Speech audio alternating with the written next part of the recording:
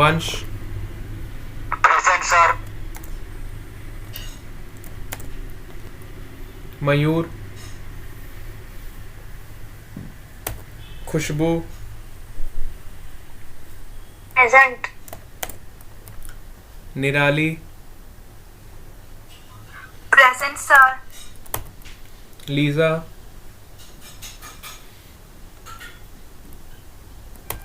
Tanushree,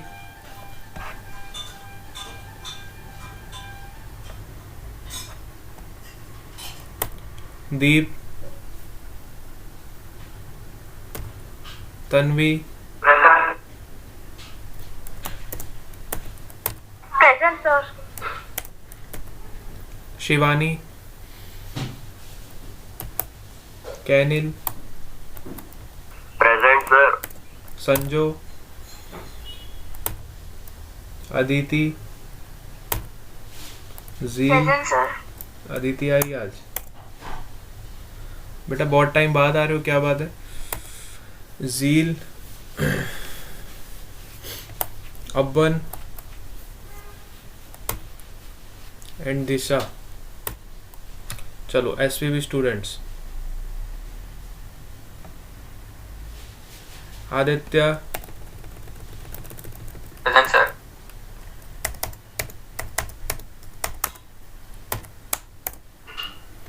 Varshil, present sir. Khushi Patel, present sir. Yash, present sir. Neel Patel, present sir. Bhavna, present sir. Dhruv, Braj. Present sir. आज ब्रज आ गया है। Chandan, present sir. Brut, Abhishek, present sir. Kush, Kush Patel, present sir. Priyanshi, present sir. Dharmik, present sir. Lakshya, present sir. Harsh, Nandini, present sir. Manisha, present sir. Sanjana, Jaiveer, present sir. Pallav, Devraj, Harshil, Lalit.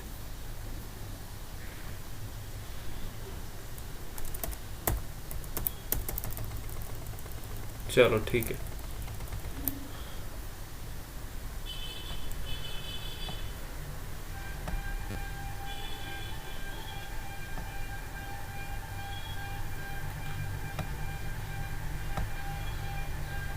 देखो बेटा, सबको board visible है, white board.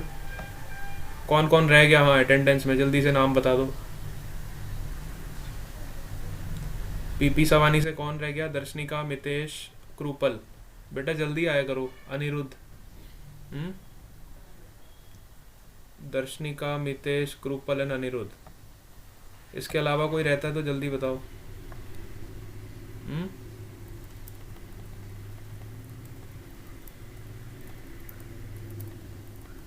Anirudh,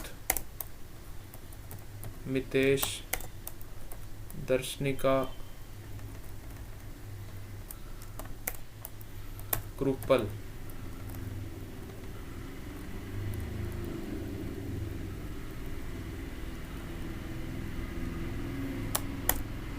चलो ठीक है ना। मैं बोली पर सर मेरी अटेंडेंस मार्क नहीं करी। ओके बेटा, हो गया। हाँ, टिशा का भी हो गया, दर्शनिका का भी हो गया। ठीक है बेटा, चलो हम क्लास स्टार्ट कर रहे हैं। आज हम नया चैप्टर स्टार्ट करेंगे।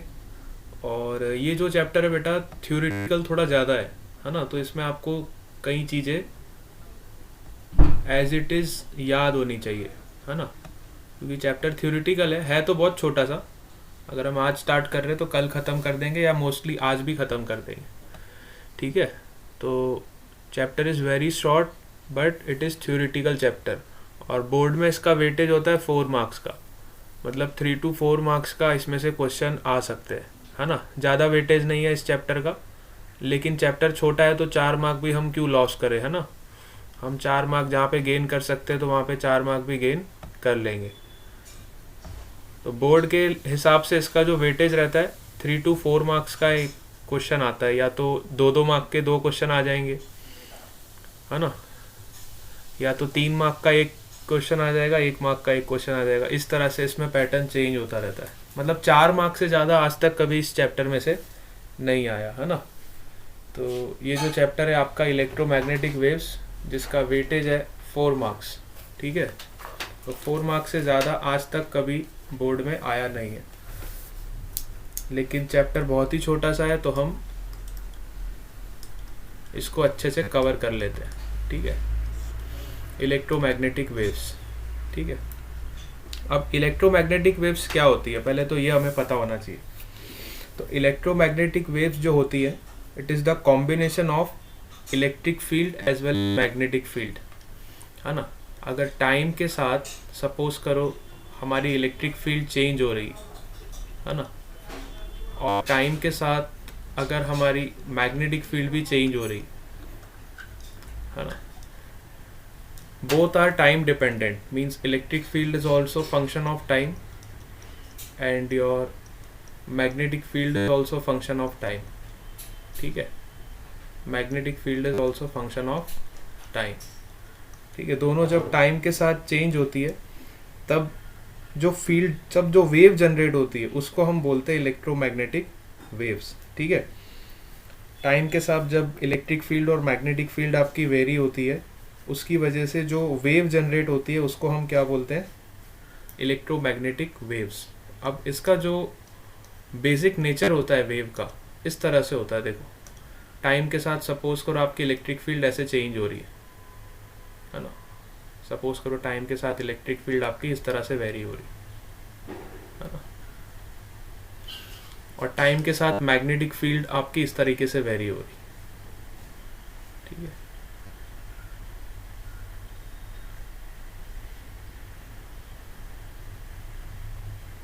ठीक है, टाइम के साथ मैग्नेटिक फील्ड आपकी इस तरीके से वेरी हो रही है ना। तो इन दोनों की जो कपलिंग होती है बेटा, है ना, इलेक्ट्रिक फील्ड की और मैग्नेटिक फील्ड की, है ना, इलेक्ट्रिक फील्ड की और मैग्नेटिक फील्ड की जो कपलिंग होती है ना, इसको हम बोलते हैं इलेक्ट्रोमैग्नेटिक वेव्स, ठीक है। ये पूरी जो कपलिंग होती है, ये पूरी कपलिंग एक साथ मूव करती है। अब होता तो क्या, वेव मतलब एक तरह की एनर्जी होती है, ठीक है। वेव से आप क्या समझते हो, waves mean it is a form of energy, है ना। वेव्स का मतलब होता है it is a form of energy, ठीक है।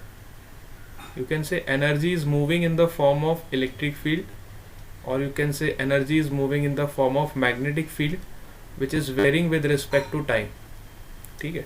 अगर टाइम के साथ इलेक्ट्रिक फील्ड वेरी कर रही है और मैग्नेटिक फील्ड वेरी कर रही है, और दोनों मूव कर रही हैं, तो उनके जो सेट को, उनके जो कपल को हम बोलते हैं इलेक्ट्रोमैग्नेटिक वेव्स, ठीक है। इनके कपलिंग को हम बोलते हैं इलेक्ट्रोमैग्नेटिक वेव्स, ठीक है।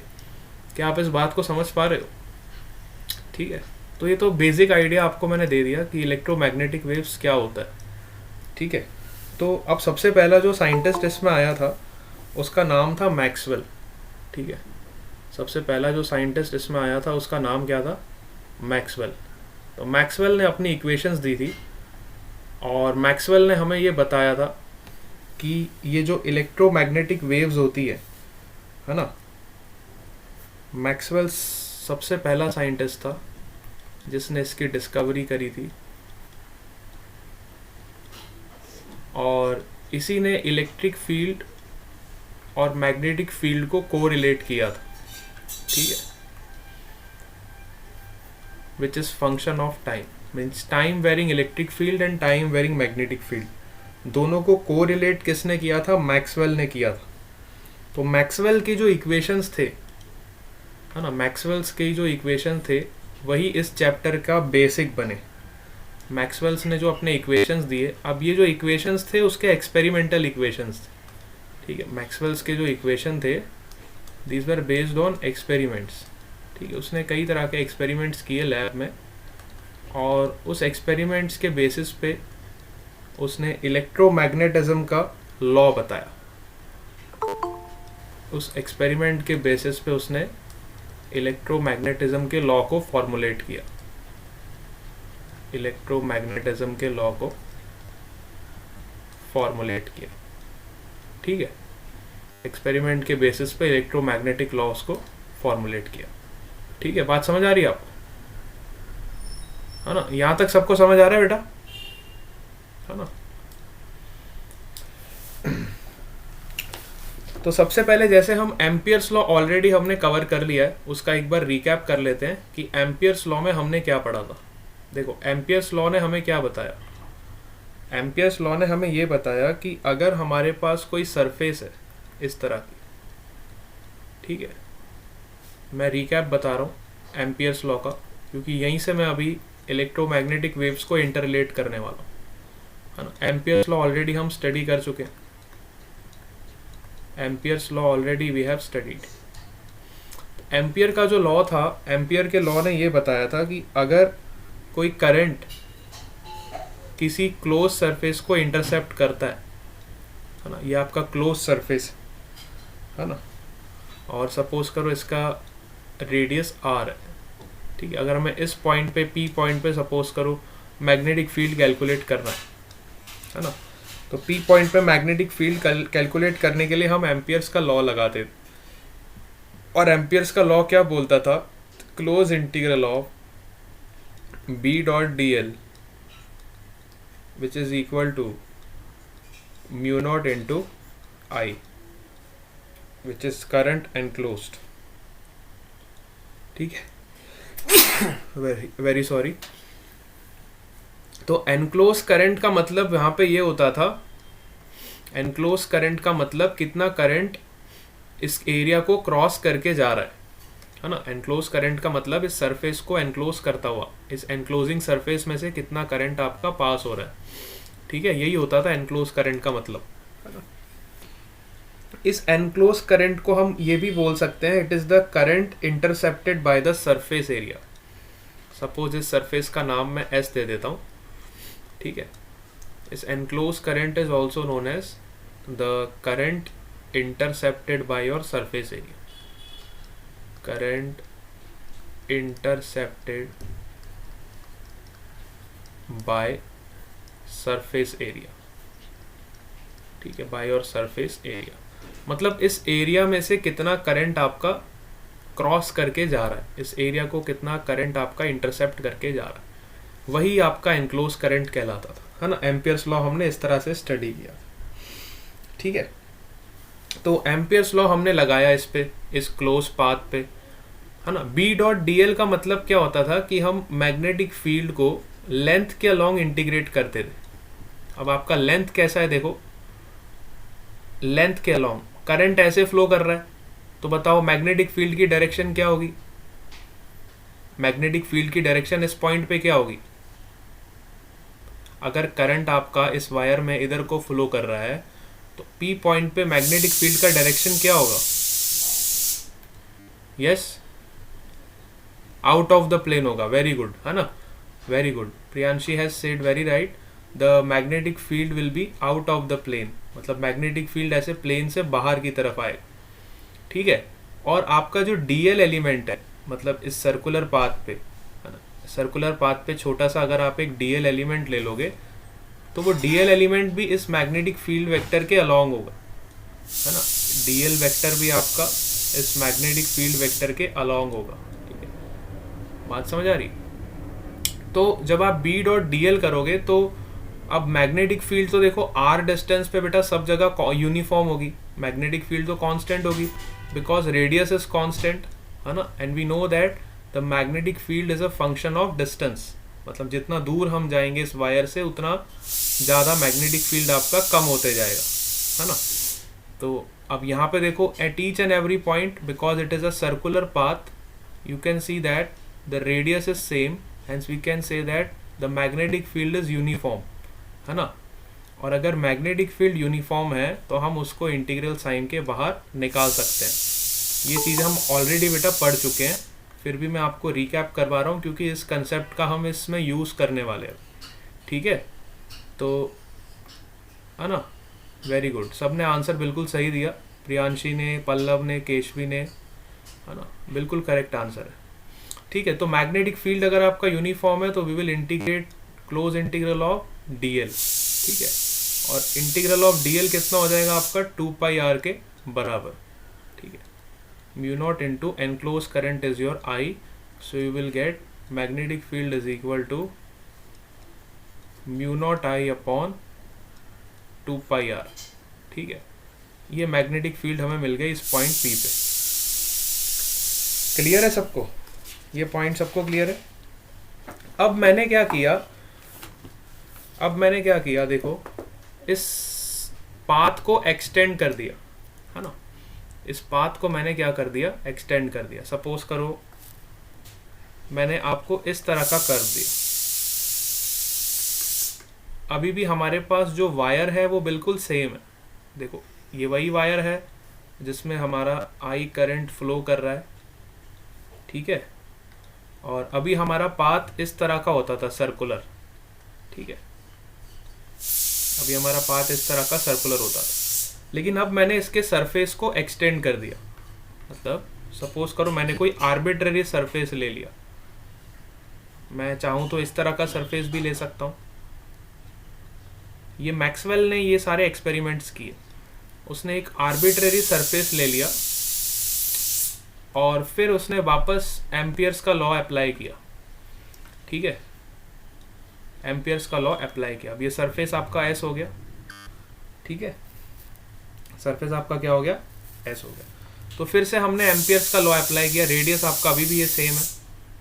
फिर हमने एम्पियर्स का लॉ अप्लाई किया, closed integral of B dot D L which is equal to mu not times current enclosed, और यू कैन से इंटरसेप्टेड, ठीक है। इंटरसेप्टेड मतलब इस सरफेस को कट करता हुआ, इस सरफेस के अंदर जो करंट एनक्लोज्ड है या फिर इस सरफेस को कट करता हुआ जो करंट जा रहा है वो आप कह सकते हो। तो उसने फिर से नोटिस किया कि सेम रिजल्ट्स उसको मिले, है ना। अभी भी देखो ये सरफेस को करंट तो आई ही एनक्लोज कर रहा है ना। और जब आप इस पाथ पे बी डॉट डी एल करोगे, ये वाले पाथ पे, पाथ मैंने सेम ही रखा हमारा, ठीक है। पाथ को मैंने चेंज नहीं किया, पहले भी सर्कुलर था अभी भी सर्कुलर है, लेकिन मैंने सरफेस को चेंज कर दिया। पहले मेरा सरफेस सर्कुलर ही था, लेकिन अब मेरा सरफेस कुछ ऐसा आर्बिट्ररी शेप का हो गया।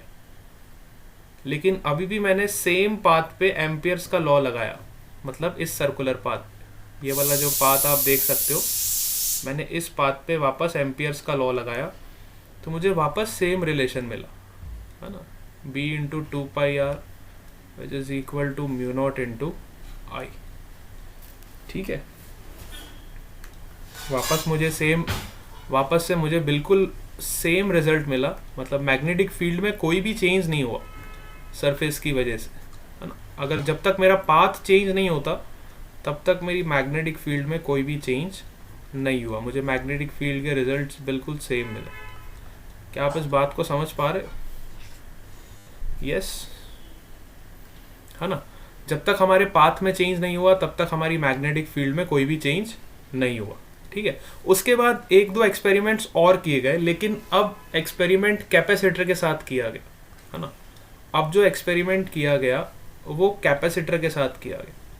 मतलब सपोज करो ये आपकी करंट कैरिंग वायर है और यहाँ पे हमने एक कैपेसिटर रख दिया, ठीक है। यहाँ पे हमने एक कैपेसिटर को प्लेस कर दिया, ठीक है। इस करंट कैरिंग वायर के पास हमने एक कैपेसिटर को प्लेस कर दिया, ठीक है। तो अब इस कैपेसिटर में देखो करंट कितना फ्लो कर रहा है, आई करंट फ्लो कर रहा है, यहाँ से भी आई करंट जा रहा है। और हमें सपोज करो मैग्नेटिक फील्ड निकालनी है इस पॉइंट पे, इस पी पॉइंट पे। तो फिर से हमने एक आर्बिट्ररी पाथ बना दिया, इस तरह का सर्कुलर पाथ हमने ऐसा क्रिएट कर दिया जिसका रेडियस आर है, ठीक है। अब कैपेसिटर में हम सबको पता है कि जब करंट फ्लो करता है तो कैपेसिटर में जो एनर्जी होती है वो इलेक्ट्रिक फील्ड के फॉर्म में स्टोर हो जाती है। कैपेसिटर के अंदर जो एनर्जी होती है किस फॉर्म में स्टोर हो जाती है? इलेक्ट्रिक फील्ड के फॉर्म में स्टोर हो जाती है। जब भी कोई कैपेसिटर चार्ज हो रहा होता है तो उसमें जो एनर्जी होती है वो इलेक्ट्रिक फील्ड के फॉर्म में स्टोर हो जाती है। इलेक्ट्रिक फील्ड के फॉर्म में एनर्जी इसमें स्टोर हो जाती है। अब हमें मैग्नेटिक फील्ड देखो कैपेसिटर के अंदर नहीं निकालना है, हमें बाहर निकालना है, इस पॉइंट पे निकालना है। तो इस पॉइंट पे फिर से मैंने एम्पियर्स का लॉ लगाया और एम्पियर्स का लॉ फिर से मैंने लगाया। अब ये जो करंट है आपकी बेटा, ये करंट टाइम के साथ वेरी कर रही, बड़े ध्यान से देखो। हाँ बेटा, नहीं दिख रही। स्क्रीन नहीं दिख रही है? No sir. किसको विजिबल नहीं है बेटा स्क्रीन? सबको सर। मुझे भी सर। अरे यार, पहले बोलते आप, इतना सब समझाने के बाद आप बोल रहे हो। अच्छा, बीच में पॉज हो गई क्या? पहले दिख रही थी? अच्छा, मुझे लगा स्टार्टिंग से ही नहीं दिख रही, तो मेरे को लगा इतना सब बोल दिया, आप बता रहे स्क्रीन नहीं दिख रही। अब देखो, अब विजिबल है? Yes sir. चलो ठीक है। तो सर ये वापस से समझाओ। हाँ, ये कैपेसिटर वाला मैं फिर से रिपीट कर देता हूँ, है ना। देखो, यस सर। इस एक्सपेरिमेंट में क्या किया गया, एक करंट कैरिंग वायर ली गई और ये जो करंट है it is varying current. I can write like this dq/dt, मतलब ये जो करंट है टाइम के साथ वेरी हो रहा है, ठीक है। Current is defined as dq/dt, okay. तो इस वायर में करंट फ्लो कर रहा है और इस वायर को हमने कैपेसिटर के साथ कनेक्ट किया हुआ है, ठीक है। अब हम सबको पता है जब कैपेसिटर में करंट फ्लो करेगा तो कैपेसिटर में जो एनर्जी स्टोर होगी वो हमेशा इलेक्ट्रिक फील्ड के फॉर्म में होगी। कैपेसिटर करता क्या है, चार्ज को स्टोर कर लेता है ना।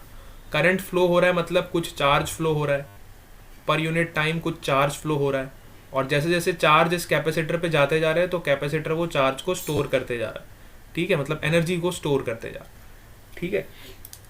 तो अब हमने क्या किया, मतलब मैक्सवेल ने क्या किया, उसने एक एक्सपेरिमेंट और किया कि उसने वापस से कैपेसिटर के बाहर एक पॉइंट कंसिडर किया, पी पॉइंट, ठीक है, और उस पर मैग्नेटिक फील्ड निकालनी चाहिए, है ना। अब मैग्नेटिक फील्ड निकालने के लिए तो हमारे पास एम्पियर्स लॉ सबसे बेस्ट लॉ है ना। और भी हमारे पास कई तरीके, इंटीग्रेशन करके भी हम निकालते हैं, लेकिन बायोट-सेवर्ट लॉ भी लगा के हम मैग्नेटिक फील्ड निकाल सकते हैं। डिफरेंट डिफरेंट वेज हमारे पास, लेकिन जो सबसे बेस्ट वे हमारे पास अभी एम्पियर्स लॉ, ठीक है। तो उसने वापस एम्पियर्स लॉ का यूज़ किया और मैग्नेटिक फील्ड का कैलकुलेशन किया। तो वापस से अगर एम्पियर्स लॉ में इस वाले पाथ पे लगाऊंगा, पाथ अभी भी मेरा देखो सर्कुलर ही है, ठीक है, पाथ में कोई भी चेंज नहीं हुआ है, तो मैग्नेटिक फील्ड में क्या कोई चेंज होगा? आप खुद सोच के बताओ। अगर मैं सेम पाथ पे फिर से इसको इंटीग्रेट कर रहा हूँ तो क्या इस एरिया को उतना ही करंट एनक्लोज कर रहा है जितना पहले एनक्लोज कर रहा था? अगर मैं इस एरिया की बात करूँ, इस सरफेस एरिया में देखो अभी भी उतना ही करंट जा रहा है जितना पहले जा रहा था। क्या एनक्लोज करंट में कोई चेंज हुआ? नहीं हुआ। क्या पाथ में कोई चेंज हुआ? नहीं हुआ।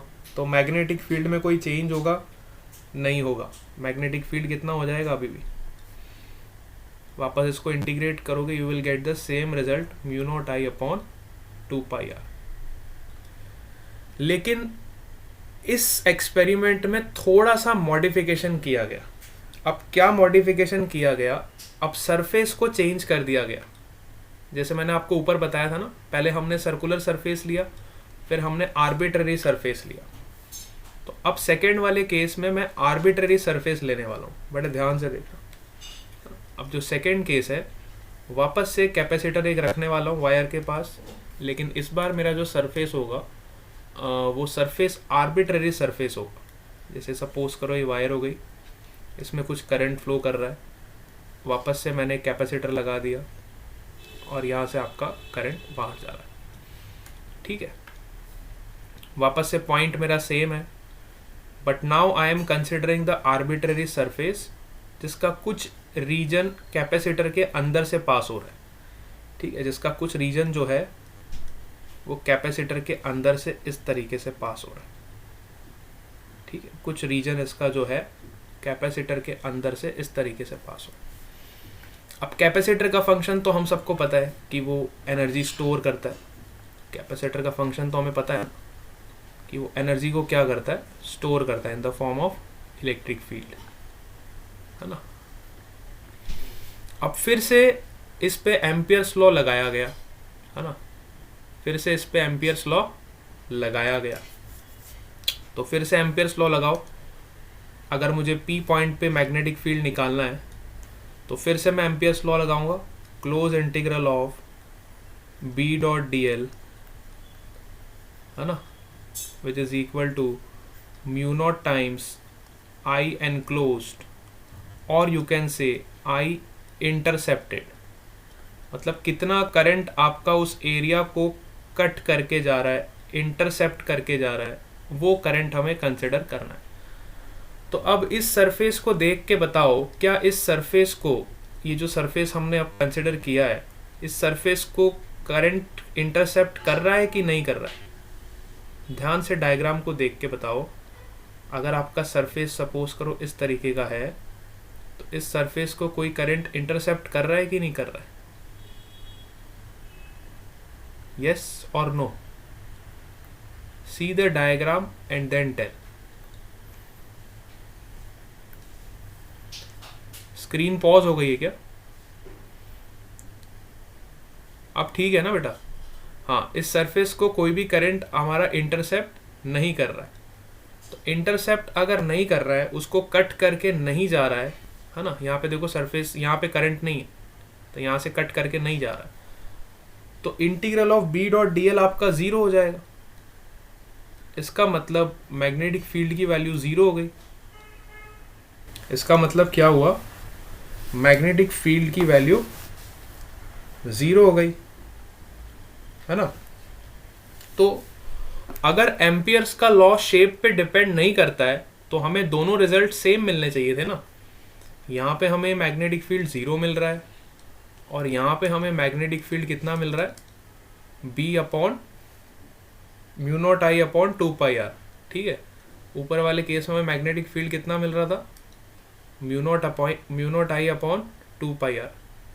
इसका मतलब दोनों रिजल्ट्स में कुछ ना कुछ तो चीज ऐसी है जो मिसिंग है ना। There is something missing in both these results, है ना। या तो आपका जो एम्पियर्स लॉ है, अगर एम्पियर्स लॉ शेप पे डिपेंड नहीं करता है, सरफेस की शेप पे डिपेंड नहीं करता है, तो फिर हमें दोनों रिजल्ट सेम मिलने चाहिए थे ना, क्योंकि हमने पॉइंट तो सेम कंसिडर किया, at a distance r consider किया वायर से, तो दोनों पॉइंट्स पे हमें मैग्नेटिक फील्ड की वैल्यू सेम मिलनी चाहिए थी। अगर हमारा एम्पियर्स लॉ सरफेस पे डिपेंड नहीं करता है, जबकि हमने पाथ भी बिल्कुल सेम चूज किया, हमने सेम पाथ पे integral of B dot D L किया, तो भी हमें दो डिफरेंट रिजल्ट्स मिले, है ना। पहले केस में मैग्नेटिक फील्ड कुछ मिली और दूसरे केस में मैग्नेटिक फील्ड क्या मिल गई? जीरो मिल गई। मतलब इस एक्सपेरिमेंट से ये पता चला गया कि कुछ ना कुछ इसमें मिसिंग है। तो एम्पियर्स लॉ में कुछ ना कुछ मिसिंग है ना। एम्पियर्स लॉ में कुछ ना कुछ मिसिंग है। ये मैक्सवेल ने इस बात को यहाँ से पकड़ा।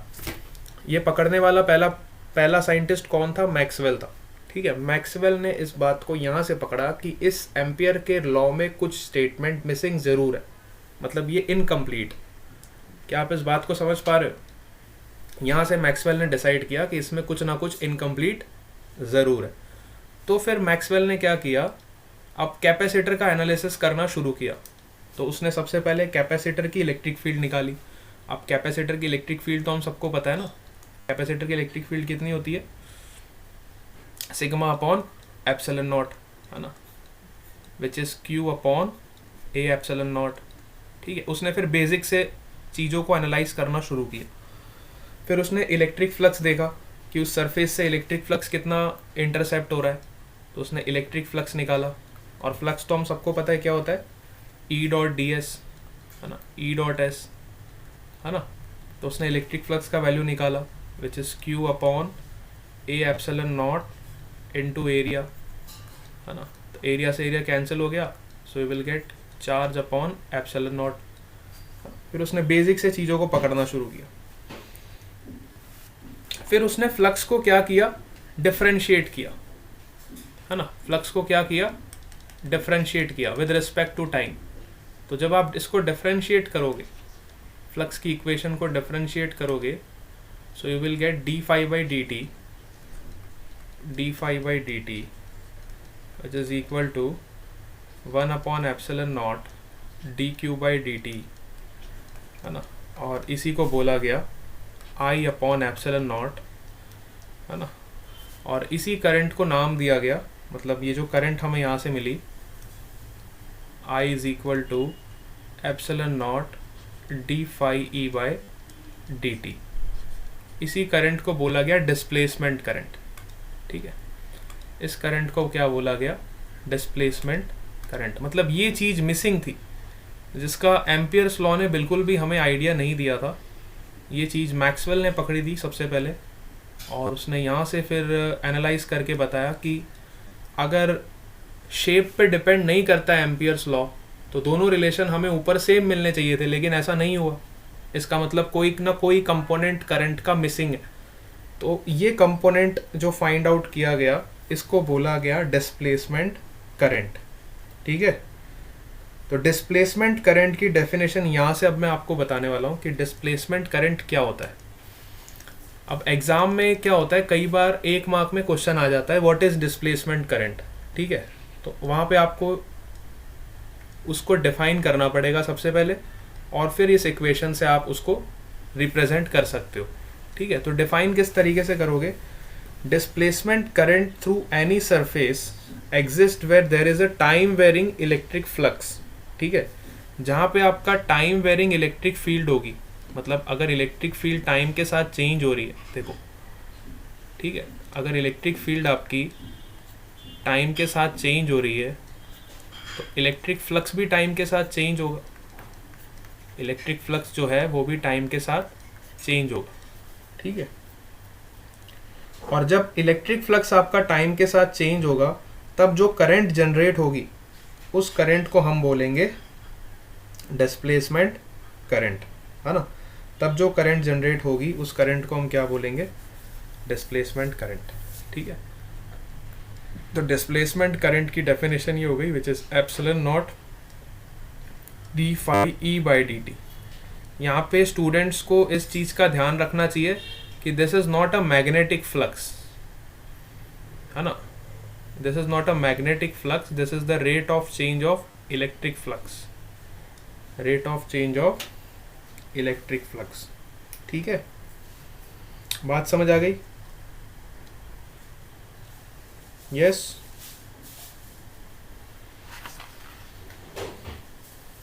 यहां तक सबको पता चला?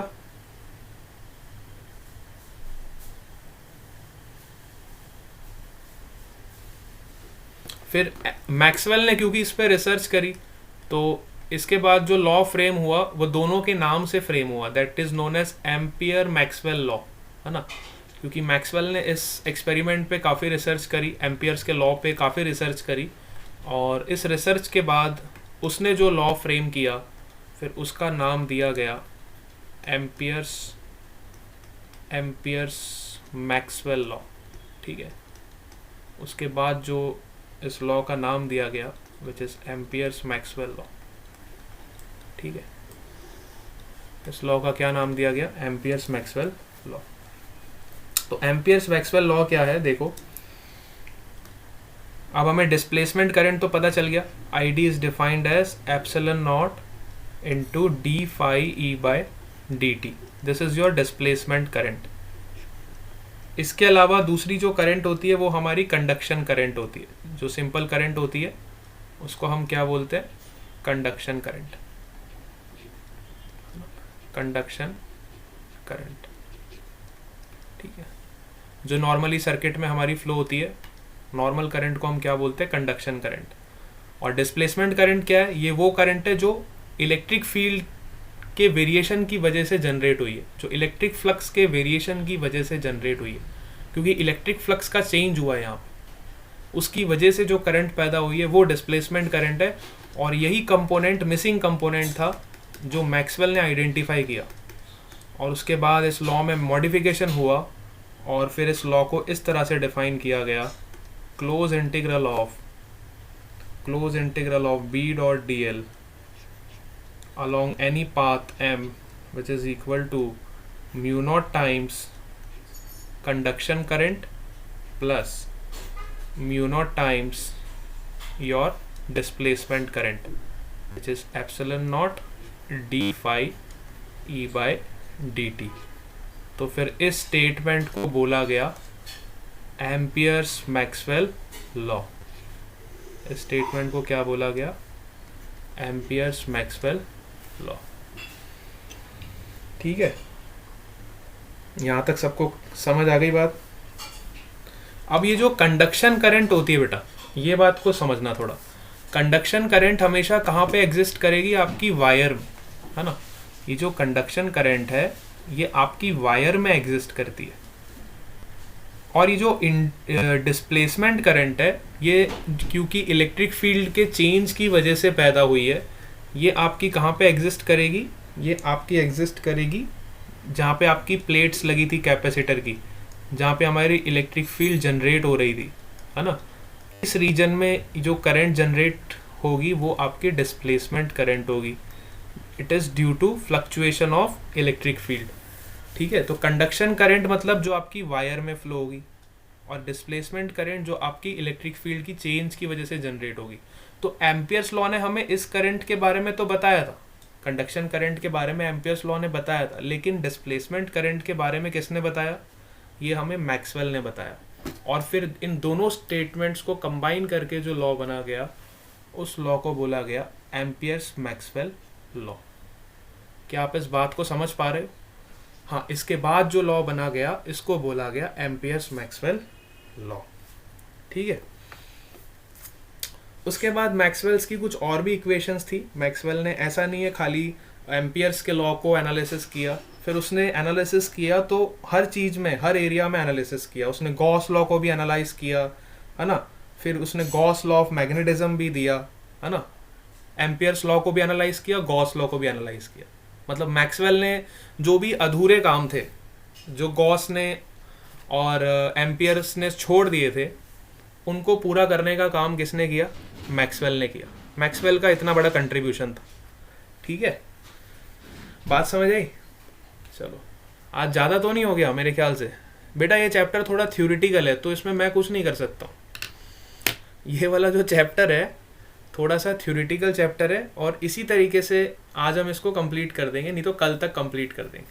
ठीक है, वैसे तो ये चैप्टर किसी को पढ़ाया नहीं जाता है, बच्चे खुद से पढ़ लेते हैं, लेकिन आपको मैंने सोचा थोड़ा सा एक गाइडेंस मिल जाएगा कि आपको किस तरीके से इसको समझना है ना। एक गाइडेंस मिल जाता है बच्चों को कि हाँ भाई हमें इस वे में इसको पढ़ना है। ठीक है, तो आज और कल में हम इस चैप्टर को कंप्लीट कर देंगे। मुझे पता है कि आपको थोड़ा बोरिंग सा लग रहा होगा, लेकिन वो थोड़ा सा लगना ही पड़ेगा क्योंकि ये चैप्टर ही ऐसा है।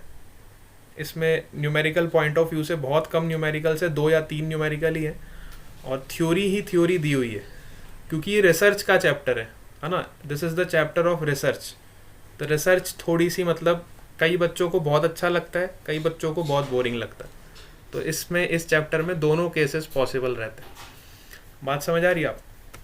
चलो, अब आते हैं हम मैक्सवेल ने इलेक्ट्रोस्टैटिक्स के साथ, मतलब गॉस लॉ के साथ क्या वेरिएशन किया, है ना। तो अब नेक्स्ट पॉइंट डिस्कस करते हैं इस पे। मैक्सवेल का एम्पियर्स के साथ तो मैंने आपको रिलेशन बता दिया, अब मैक्सवेल का गॉस लॉ के साथ देखते क्या रिलेशन है। तो गॉस लॉ हम सबको पता है, इलेक्ट्रोस्टैटिक्स का ऑलरेडी हम पढ़ के आए हैं, है ना। गॉस लॉ ऑफ इलेक्ट्रोस्टैटिक्स भी ऑलरेडी नो। मेरा स्क्रीन क्यों पॉज हो गया? 1 मिनट, है ना।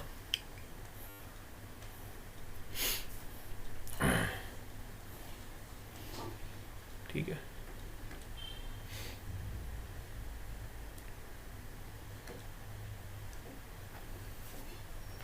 ठीक है। तो गॉस लॉ ऑफ इलेक्ट्रोस्टैटिक्स क्या है? देखो, गॉस ऑफ इलेक्ट्रोस्टैटिक्स हम सबको ऑलरेडी पता है. Gauss law of electrostatics,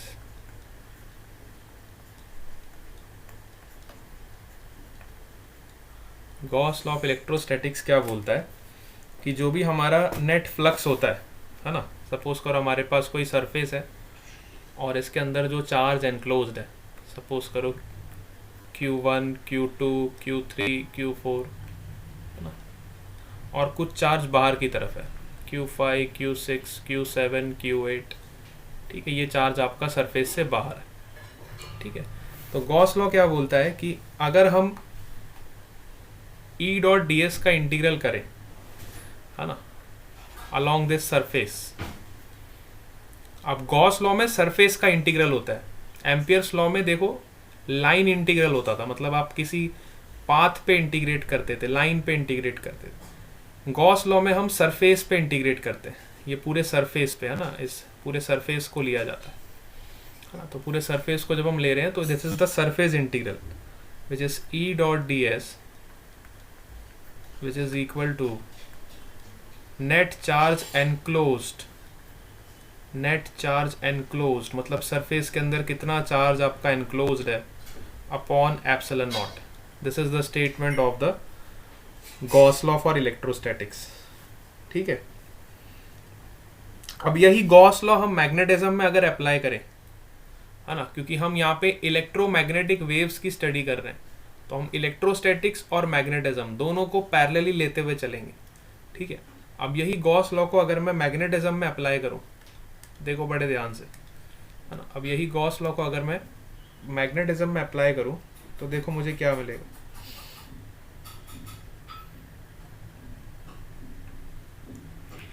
Gauss law in magnetism.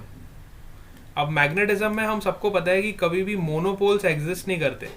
जैसे चार्जेस में क्या होता था कि आपके जो चार्ज होते हैं वो इंडिविजुअली आपके एग्जिस्ट कर सकते हैं, है ना. Mono charges can exist but monopoles can not exist.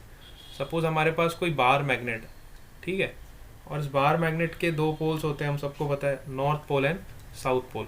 तो ऐसा नहीं होगा कि मैग्नेट का खाली एक ही पोल एग्जिस्ट कर रहा है, हमेशा दो पोल एग्जिस्ट करेंगे. और हम सबको पता है नॉर्थ से मैग्नेटिक फील्ड लाइंस आपकी जनरेट होती है और वो साउथ पे जाके कहाँ हो जाती है, टर्मिनेट हो जाती है. इस तरह से आपकी मैग्नेटिक फील्ड लाइंस के पैटर्न बनते हैं. ठीक है, फ्रॉम नॉर्थ टू साउथ. बात समझ आ रही है? तो मैग्नेटिक फ्लक्स हमें निकालना है, तो टोटल मैग्नेटिक फ्लक्स कितना होगा? अगर हमें टोटल मैग्नेटिक फ्लक्स निकालना है तो टोटल मैग्नेटिक फ्लक्स अगर मैं किसी भी क्लोज पाथ पे निकालूंगा, क्योंकि मैग्नेटिक फील्ड लाइंस तो हमेशा क्लोज लूप फॉर्म कर रही है ना. इलेक्ट्रिक फ्लक्स की तरह थोड़ी है कि इलेक्ट्रिक फ्लक्स जैसे कि यहाँ से निकलता था तो इलेक्ट्रिक फ्लक्स इस तरीके से, इलेक्ट्रिक फील्ड लाइंस ऐसे पास हो जाती थी. मैग्नेटिक फील्ड लाइंस हमेशा क्लोज कंटूर बनाती है ना, लेकिन इलेक्ट्रिक फील्ड लाइंस हमेशा इस तरह से क्रॉस करके निकल जाती है सरफेस को. ठीक है, तो ये इन दोनों के बीच का डिफरेंस होता है. तो मैग्नेटिक फील्ड लाइंस की वजह से जो फ्लक्स जनरेट होगा वो हमेशा क्या हो जाएगा, ज़ीरो हो जाएगा. किसी भी क्लोज पाथ पे जब आप close integral of B dot d s करोगे, अब देखो यहाँ पे मैं बी डॉट डी एस कर रहा हूँ, बी डॉट डी एल नहीं कर रहा हूँ, है ना. Surface integral of magnetic field is always equal to zero, क्योंकि मैग्नेटिक फील्ड लाइंस किस तरह से हमेशा क्लोज कंटूर फॉर्म करती है ना. हमेशा क्या फॉर्म करती है, क्लोज कंटूर फॉर्म करती है. बात समझ आ रही? तो मैग्नेटिक फील्ड लाइंस का फ्लक्स हमेशा क्या होता है, ज़ीरो होता है. ठीक है, बात समझ आ गई? अब फैराडे लॉ की भी बात कर लेते हैं, क्योंकि हमने इलेक्ट्रोमैग्नेटिक इंडक्शन ऑलरेडी पढ़ चुके हैं, है ना. तो थोड़ा फैराडे लॉ की भी बात कर लेते हैं. मतलब ये चैप्टर में मैं आपको हर चैप्टर से थोड़ा थोड़ा लिंक अप करने वाला हूँ. अब फैराडे लॉ में देखो आप किस तरीके से इस चैप्टर को लिंक करोगे, because it consist of both electric as well as magnetic waves, है ना. तो यहाँ पे जितनी भी कहानी अभी तक आप पढ़ चुके हो वो सारा का सारा डिस्कशन होने वाला है ना. फैराडे लॉ में हमने क्या पढ़ा था? फैराडे लॉ में हमने पढ़ा था कि जो ईएमएफ जनरेट होता है ना, वो क्या होता है, minus d phi by D t. Faraday law says that EMF generated is equal to minus d phi by dt, but this flux is due to magnetic fields, है ना. ये किसकी वजह से फ्लक्स होता था, मैग्नेटिक फील्ड की वजह से फ्लक्स होता था। बात समझ आई? This is the flux due to your magnetic field. Clear है? यहाँ तक किसी को कोई दिक्कत?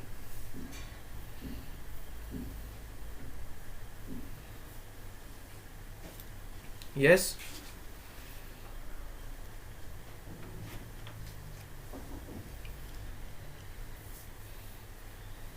ठीक है।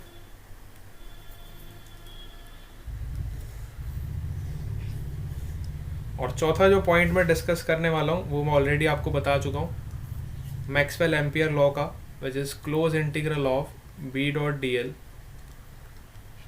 ये लॉ बहुत इंपॉर्टेंट है। It is equal to mu naught time conduction current plus displacement current. This law is very very important law from this chapter. ठीक है, this law is very very important for this chapter.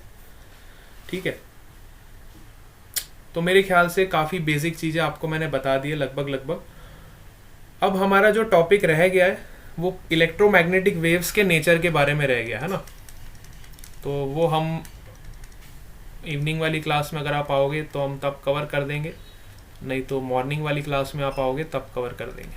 ठीक है ना। Next जो topic हमें पढ़ना रहेगा that is your generation of electromagnetic waves. Electromagnetic waves कैसे जनरेट होती है और इलेक्ट्रोमैग्नेटिक वेव्स के type. 2 topics are remaining and this chapter will be over. ठीक है, तो काफ़ी छोटा सा चैप्टर है, कल हम इसको कंप्लीट कर देंगे। ठीक है, यहाँ तक किसी को कोई डाउट है तो पूछ लो। एक बार अटेंडेंस आपकी फिर से ले लेता हूँ।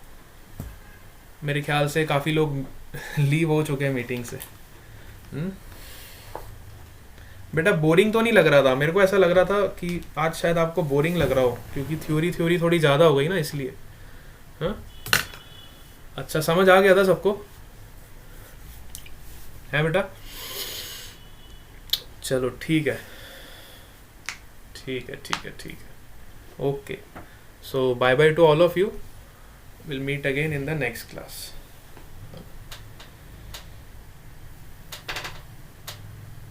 Thank you sir.